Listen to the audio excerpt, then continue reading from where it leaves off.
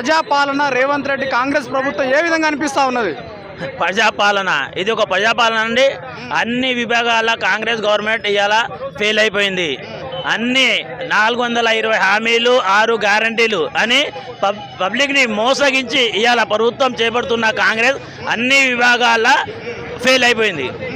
2 లక్షలు రాగానే రుణమాఫీ చేస్తున్న రేవంత్ రెడ్డి దగ్గర 8 నెలల పరిపాలన కావస్తుంది. 8 నెలల పరిపాలన ఏ విధంగా ఉంది? సో దీనికి సంబంధించిన ఆగస్టు 15 నాటికి 3 విడతలు ఆగస్టు 15 రోజున మొత్తం కంప్లీట్ చేస్తా అన్న రేవంత్ రెడ్డి మాట తప్పిండు అనుకుంటున్నారా, లేదంటే ఎట్లా అనుకుంటున్నారు? 100% తప్పిండే కదా. 8 నెలల పాలన 50,000 కోట్లు అప్పు చేసిన ఘనత రేవంత్ రెడ్డి గారిది. ఇలా రైతులకు ఎంత మోసం చేస్తానంటే రుణమాఫీ ఎంతమందికి అయిందండి? ఇలా 40% ఓన్లీ రైతులకే రుణమాఫీ అయింది. వీళ్ళు సంబరాలు పడతారు. కాంగ్రెస్ గవర్నమెంట్ వాళ్ళు, కాంగ్రెస్ మంత్రులు